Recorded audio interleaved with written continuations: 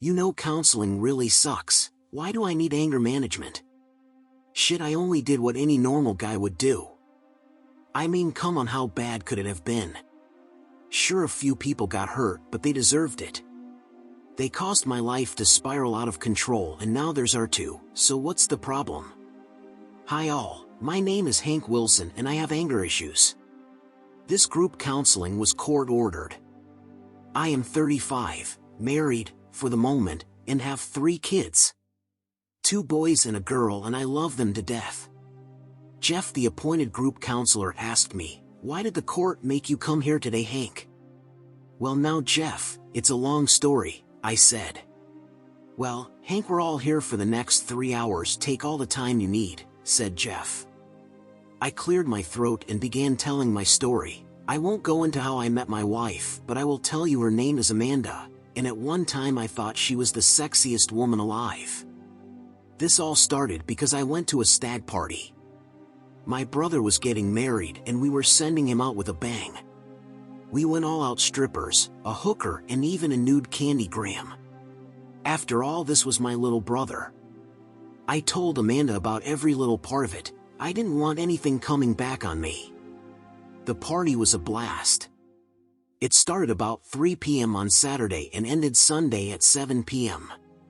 It only ended then when the cops came to the room because of the noise. I had talked to Amanda at least 12 times over the length of the party.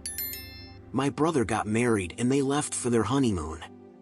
It had been about 3 months since the party and life was back to normal, or so I thought.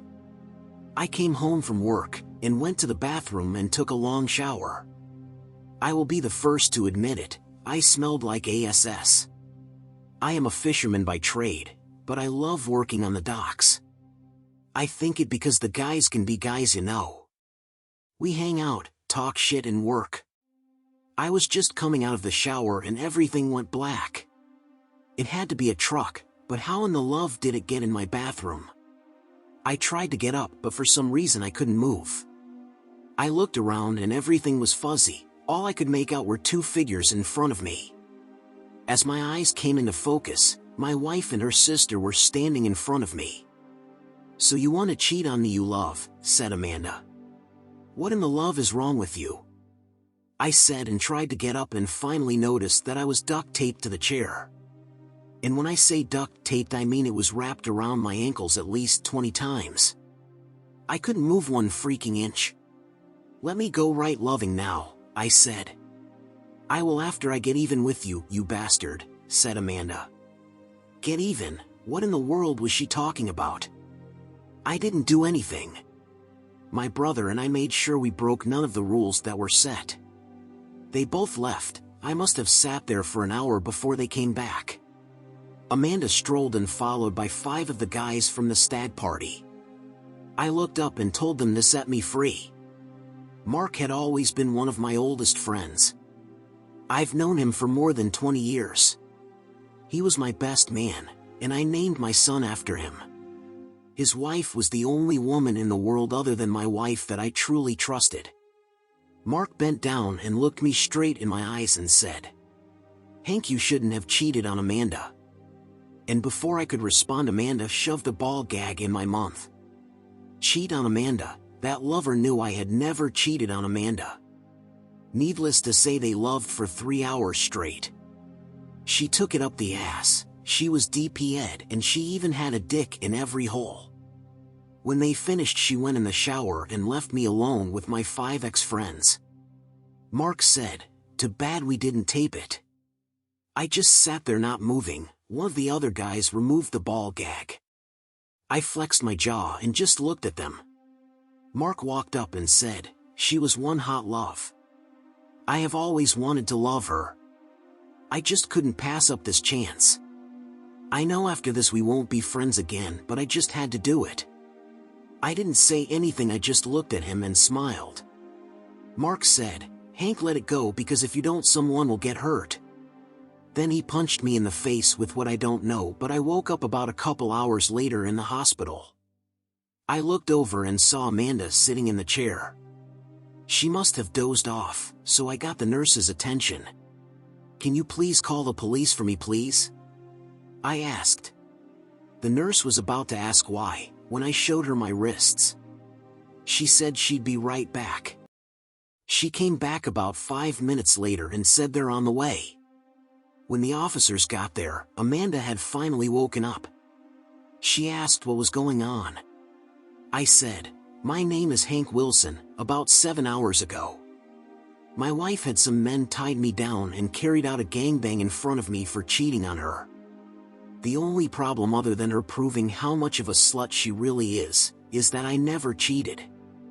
I can give you the name of each person there. I know for a fact that 2 of the guys are cops. So if you aren't going to do your jobs, leave now, and when I get out I can take that to the state attorney's office." The officer said, "Sir, just tell us what happened." I told him everything about the party and the gangbang. Amanda just sat there listening with her mouth open. I told the officer that a tape of the party was made so no husband would get in trouble.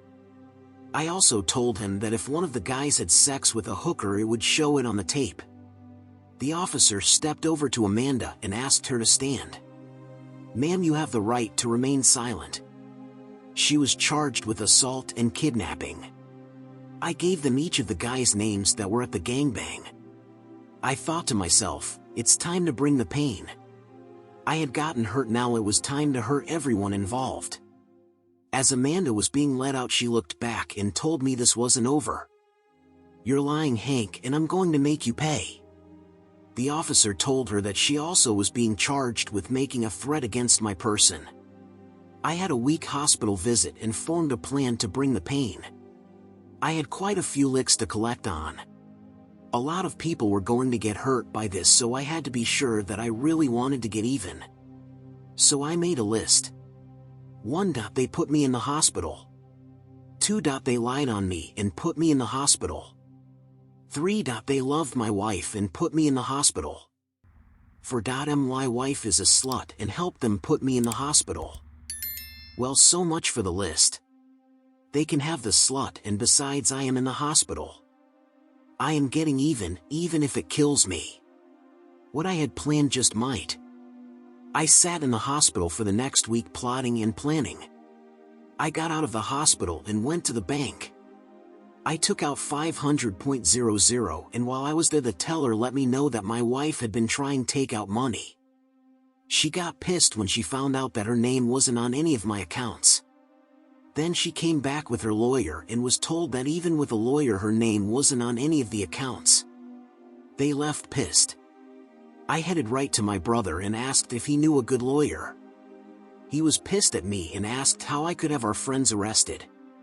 As I turned to leave, he ran out and stopped me. "Hank, what in the love is going on?" asked my brother. For the next hour I explained to him and his wife all that had happened. They sat there with their eyes bugged and mouths wide open. When I finished, his wife looked at me and called me a liar. My brother told her that I never lie, and she should stay out of it. She told him he didn't know shit and to shut his loving mouth. He asked her what in the love was wrong with her. If she was on that slut's side, then get the love out. "This is my brother, you moron." She looked at him and got up and left. She went in their bedroom, got her purse, and told him she was going out. My brother looked her in the eye and told her to let him make something perfectly clear to her. "If you get involved in this and you aren't on my brother's side, then let me know. We can get this marriage annulled. Because you're either with us or you're not." She looked at him and walked out the door. We heard the car start then. The door opened and she walked and dropped her wedding ring on the floor. My brother said, "So be it." Then she turned and left. The first thing we both did was headed for a lawyer. We put my plan into motion. The shit would hit the fan by the end of the week. Friday, D-Day started with a bang. At 9 o'clock my realtor placed a for sale sign in my front yard just as Amanda was leaving for work. Amanda jumped out the car and asked, "What in the love are you doing?" The realtor showed her the owner was putting up the paperwork showing house for sale. Amanda screamed, "He couldn't do this." "Sure he can, it's his house." While at work, Amanda's boss walked in with a young guy and said that he was looking for her. The guy asked if she was Amanda Wilson. Amanda said, "Yes, I'm Amanda Wilson." He handed her a large brown envelope and said, "You've been served." Later that day I received no less than 50 phone calls. 5 wives asked what the hell was going on. I told each and every one of them the whole story. I left nothing out. I received no less than 30 death threats. I recorded each of them. While they were ranting, I was laughing my ass off. It seemed to piss them off even more. What I'll never understand is when you love some guy's wife and beat him up. Why wouldn't you think he was going to get even? The next day my lawyer delivered 5 sets of civil lawsuits.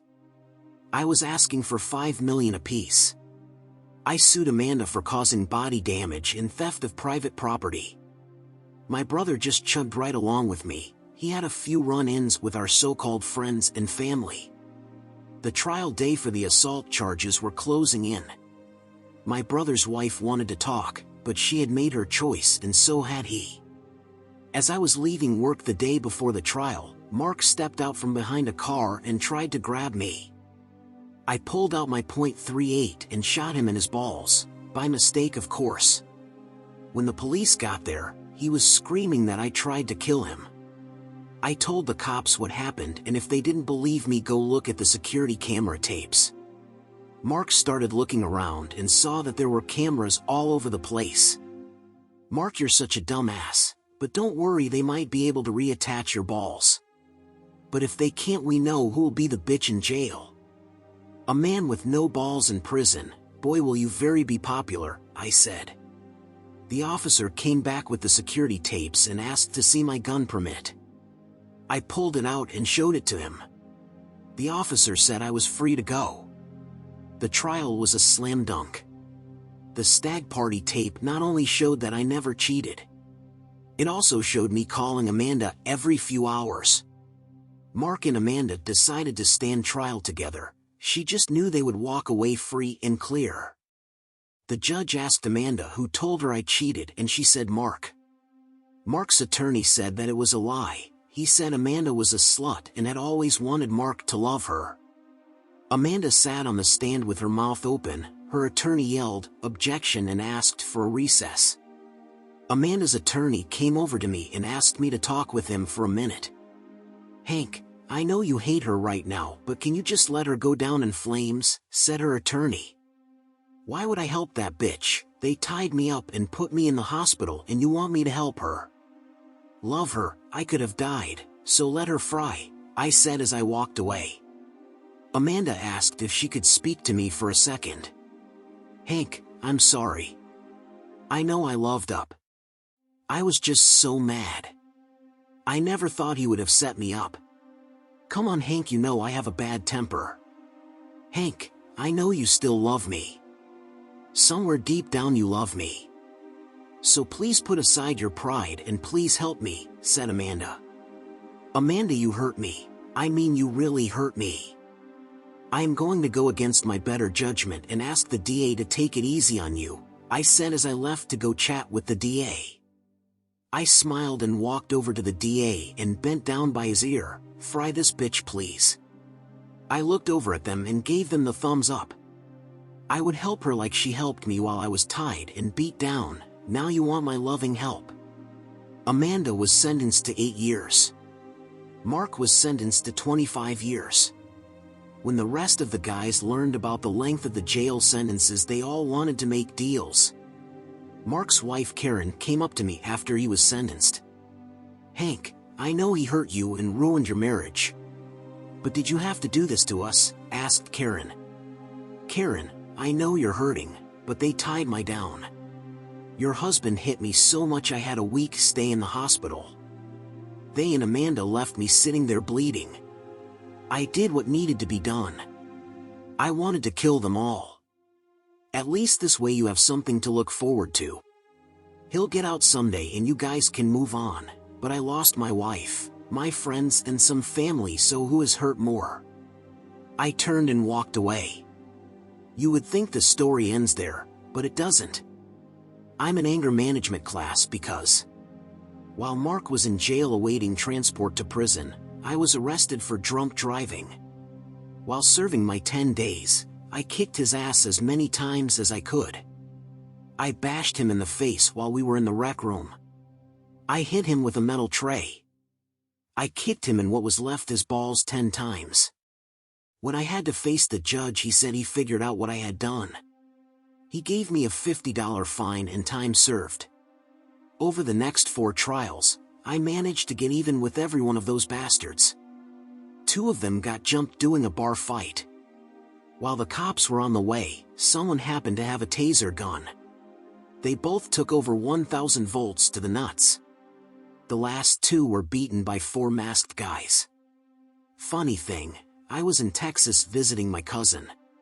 So now I'm sitting here talking shit with you guys, because the judge thinks I have anger issues. They all sat there for a minute and then they started clapping. I couldn't figure out what was going on. Jeff stood up and said, "Hank, you need to learn to go with the flow and not seek revenge." Then he looked at me and shook my hand. "Hank, you don't have to worry about losing money in your divorce. Mark and the others are in prison." "What more could you ask for?" said Jeff. "Not one damn thing," I said. "Not one damn thing. I found out during the class that those assholes got off easy. One of the guys in the class caught his wife cheating and shoved an axe handle up the guy's ass. Another one placed a pair of vice grips on his wife's lover dick and locked it down. The guy who scared me the most was a doctor. He drugged his wife's lover and injected battery acid into his balls. They all served at least 5 years, and as part of their parole they had to come to this class. I guess the judge is trying to tell me something. My brother's wife is back home and is trying everything to get him to forgive her. Amanda was her best friend. So I told him to at least try. I let him know that she had chosen our side because she could have told Amanda what was planned and she didn't. I'm dating this wild redhead I met while at the prison giving Amanda the final divorce papers. It seems that she was there for the same thing. Karen's divorce to Mark was now final, and she asked me out to talk about what Mark asked her to do. It seems that Mark has a few new friends in prison and he wants her to kill me so he can ask for a new trial. So she told him about her plan for revenge. "Mark, I promise you that Hank will pay. I will make it slow and lasting. He will look into my eyes and know how I felt about what happened," said Karen. Mark was a very happy man. And Karen was right. I was looking in her eyes as she rode me to her second orgasm. I saw nothing but love. Amanda writes me every week asking me to come talk to her. She knows she was wrong. It's just that she was so mad. She has even been going to group to talk about her issues. I know how that feels. How am I feeling right now? I'm pretty damn good.